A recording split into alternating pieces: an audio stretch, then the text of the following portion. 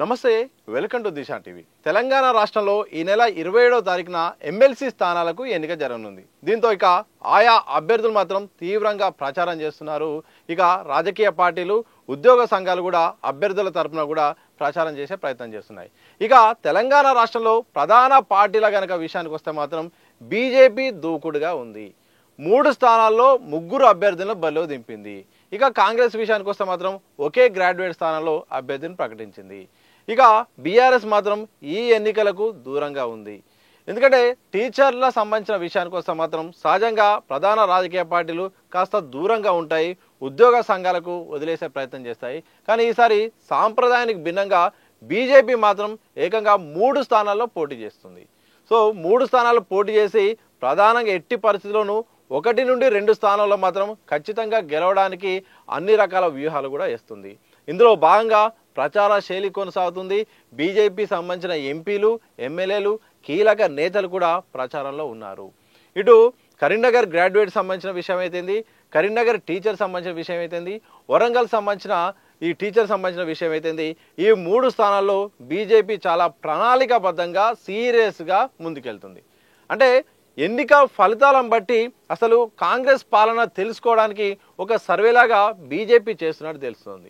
ఎందుకంటే ఈ యొక్క ఎమ్మెల్సీ ఎన్నిక టీచర్లు అలాగే ఈ యొక్క గ్రాడ్యుయేట్ సంబంధించిన ఎన్నికలు కావడంతో ముందుగా ఈ యొక్క ఉద్యోగులు అలాగే యువత యొక్క ఆలోచన విధానం, ప్రభుత్వ పాలన పట్ల వాళ్ళకున్న ఆలోచన విధానం ఎట్లుంది, వాళ్ళ అభిప్రాయం ఎన్నికల ఫలితాల ద్వారా తెలుసుకోవడానికి వీలుంటుంది. తద్వారా ఆ ఫలితాలను బట్టి కూడా నెక్స్ట్ కార్యాచరణ సిద్ధం చేయడానికి బీజేపీ యోచిస్తున్నట్టు తెలుస్తుంది.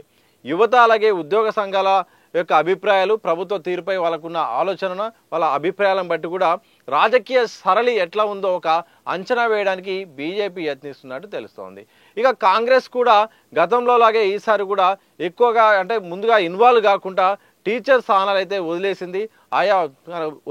అలాగే ఎవరికి కూడా ప్రస్తుతానికి మాత్రం యాజ్ ఆఫ్ నో ప్రకారం మాత్రం ఎవరికైతే మద్దతు ఇచ్చే ప్రయత్నం చేయట్లేదు. కేవలం ఒక గ్రాడ్యుయేట్కి మాత్రం అక్కడ అభ్యర్థి అయితే నియమించింది. ఇక అభ్యర్థి కూడా బరిలో నిలిచి కూడా ఆయన ప్రచారం ఆయన చేసుకుంటూ పోతున్నారు. సో ఇక బీఆర్ఎస్ విషయానికి వస్తే మాత్రం ఈసారి ఎమ్మెల్సీ ఎన్నికలకు దూరంగా ఉంది. ఎందుకంటే యువత అలాగే ఉద్యోగాలకు సంబంధించిన విషయం కావడంతో గత 10 ఏళ్ళు అధికారంలో ఉండడంతో ఆ యొక్క వ్యతిరేకత ఇంకా ఉందనే ఒక భావన ఉంది. అలాగే పార్లమెంట్ ఎన్నికల్లో ఘోర పరాభవం తర్వాత కూడా మరోసారి ఈ ఎన్నికల్లో అనుకూలంగా రిజల్ట్ రాకపోతే స్థానిక ఎన్నికల పైన ప్రభావం పడుతుంది. అలాగే పార్టీ మనుగడ పైన కూడా ప్రశ్నార్థకంగా ఉండే అవకాశం ఉంటుంది. ఇలాంటి టైంలో రిస్క్ ఎందుకు అనుకున్నారేమో కానీ ఈసారి మాత్రం ఎమ్మెల్సీ ఎన్నికలకు బీఆర్ఎస్ దూరంగా ఉంది. సో ఇదే సమయాన్ని అదునుగా తీసుకొని బీజేపీ మాత్రం వ్యూహాత్మకంగా ముందుకెళ్తుంది.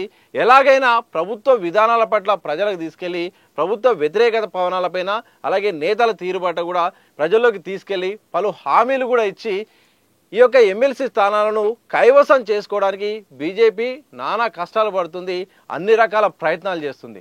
త్వరలో కూడా ఢిల్లీ నుండి కొందరు పెద్దలు కూడా ప్రచారానికి రాబోతున్నట్టు కూడా తెలుస్తూ ఉంది.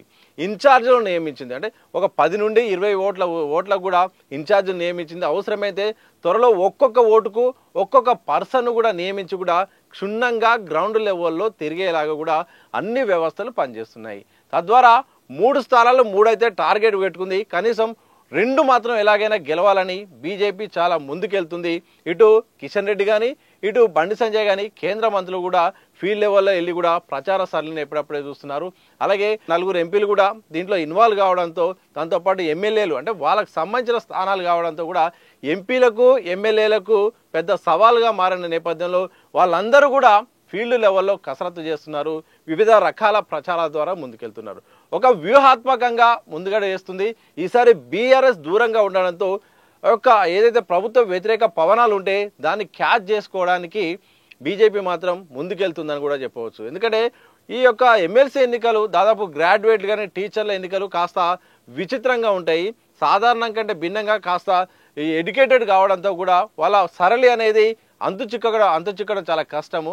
ఈ నేపథ్యంలో కాస్త మెచ్యూర్డ్గా ఆలోచించడం వల్ల ప్రభుత్వ వ్యతిరేక విధానాలు, ప్రభుత్వ విధానాల పట్ల వాళ్ళకి ఏమైనా ఇబ్బంది ఉంటే మాత్రం అక్కడ అభ్యర్థిని బట్టి మిగతా పార్టీ ఇచ్చే హామీని బట్టి కూడా ముందెళ్ళే అవకాశం ఉంటుంది. చాలా నిక్కచ్చిగా ఓటేసే అవకాశం ఉన్న నేపథ్యంలో ముందుగా దీన్ని ఒక సర్వే లాగా తీసుకుంటే ప్రజా వ్యతిరేకత ఎట్లా ఉంది, అనుకూలంగా ఉందా, వ్యతిరేకత ఉందా? ఒకవేళ వ్యతిరేకంగా ఉంటే మాత్రం ఆ తర్వాత నెక్స్ట్ ఆల్టర్నేటివ్ మనమే కావాలి, బీఆర్ఎస్ను పక్క పెట్టి బీజేపీ 2వ స్థానాల నుండి నెక్స్ట్ కాంగ్రెస్ను టార్గెట్ చేసేలా ప్రజలకు ఒక మెసేజ్ ఇవ్వడానికి మాత్రం బీజేపీ మాత్రం అన్ని రకాల ప్రయత్నాలు చేస్తుంది. మరి చూడాలి, మరి ఈ నెల 27వ తారీఖున ఈ యొక్క 3 స్థానాలకు సంబంధించిన ఎమ్మెల్సీ ఎన్నికలు జరగబోతున్నాయి. బీజేపీ మాత్రం బీఆర్ఎస్ ఒక పోటీలో లేపడంతో మాత్రం వ్యూహాత్మకంగా సీరియస్గా ప్రచారం చేస్తుంది. మొత్తం కూడా ఫీల్డ్ లెవెల్లో బీజేపీ సైన్యాన్ని అంతా కూడా దింపారు. కీలక నేతలందరూ కూడా హార్డ్ వర్క్ చేస్తున్నారు. భవిష్యత్తులో రాజకీయ నాయకులు కూడా జాతీయ స్థాయి నుండి వచ్చి ప్రచారం చేసే అవకాశం కనిపిస్తూ ఉంది. ఇటు దీన్ని కూడా కాంగ్రెస్ ఒక్క సీటు పోటీ చేసినప్పుడు కూడా కాంగ్రెస్ కూడా ఎలాగైనా పోటీ చేసిన స్థానాన్ని గెలిపించుకోవడానికి తీవ్రంగా ప్రయత్నం చేస్తుంది. ఇప్పటికే ఇన్ఛార్జ్గా నియమితులైన వారు కూడా జూమ్ మీటింగ్ పెట్టారు. త్వరలో విస్తృత స్థాయి సమావేశం చేయబోతున్నారట. నిన్నే సీఎం రేవంత్ రెడ్డి కూడా మొత్తం సమావేశం నిర్వహించి ఎట్టి పరిస్థితుల్లోనూ ఈ స్థానం మనం గెలవాల్సిందే అంటూ కూడా దిశానిర్దేశం పార్టీ నేతలు చేశారట. చూడాలి, మరి అనుకున్నట్టుగా కాంగ్రెస్ పార్టీ అయితే ఒక స్థానం పోటీ చేస్తుంది, బీజేపీ 3 స్థానాల్లో సీరియస్గా పోటీ చేస్తుంది. మరి బీజేపీ వ్యూహం పనిచేస్తుందా లేదా, అధికార పార్టీకి అనుకూలంగా ఆ ఫలితం వస్తుందా, లేకపోతే టీచర్ సంబంధించిన 2 స్థానాల్లో మాత్రం ఈసారి ఉద్యోగ సంఘాల నుండి పోటీ చేస్తున్న వారికి మరోసారి అవకాశం వస్తుందా? ఇలాంటి ఎన్నో ప్రశ్నలకు మాత్రం ఈ నెల 27 తారీఖు పోలింగ్ తర్వాత వచ్చే ఫలితాలను బట్టి మాత్రం తెలుస్తూ ఉంది. అప్పటి వరకు మాత్రం వేచి చూడాల్సిందే.